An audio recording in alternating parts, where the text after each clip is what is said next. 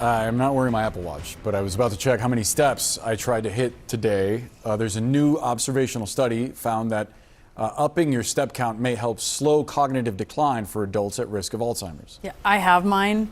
I'm not checking it. I prefer to remain ignorant. I never check it, but for the purposes of, I know. I don't want to embarrass myself. All right, so these findings, they don't recommend a specific daily goal, but they did observe higher step counts were associated with slower decline in the protein buildups that are tied to the disease. That's very interesting. So let's talk about it with Dr. Leah Croll, neurologist and assistant professor of neurology at SUNY Downstate Health Sciences University.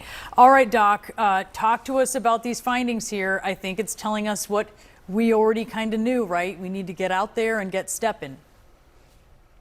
Absolutely. You know, what makes this study different, what sets it apart, is that not only did it show this great relationship between physical activity and slowing cognitive decline in people who are at biological risk for Alzheimer's disease, but it did that extra step of tying in what this does with the underlying biology of the disease. So they were able to actually find that not only did people who were taking more steps have slower rates of cognitive decline, but they also had slower buildup of abnormal protein called tau that is tightly.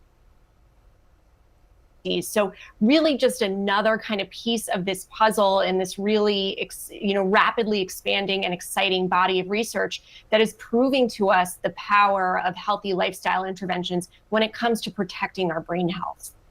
Doctor, is there a magic number of steps that you should hit? Is that the right way to think about this?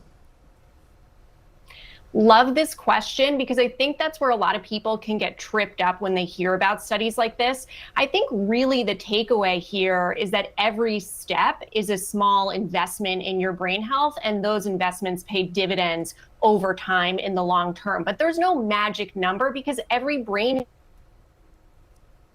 individual case-by-case approach that needs to be taken when we think about best way to promote good brain health in any given person. What I tell my patients is that anything is better than nothing, meaning walking around the block is better than not getting off the couch at all.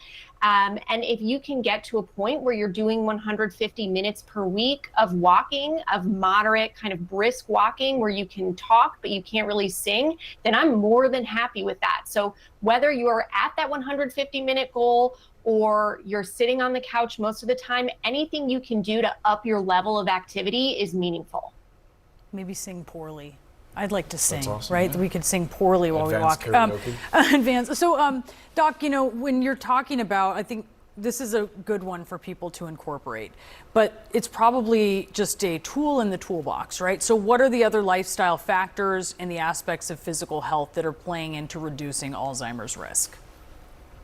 That's such a great way to phrase it, because this is another tool in the toolbox, and it doesn't come down just to walking. There's so much else you have to take into consideration. So if you have certain medical conditions, diabetes, obesity, high blood pressure, hyperlipidemia, that's high cholesterol, staying on top of those conditions with your doctor is going to be of the utmost importance when it comes to protecting your brain health. Staying on top of hearing loss and vision loss when you get older is super, super important. I can't emphasize that enough.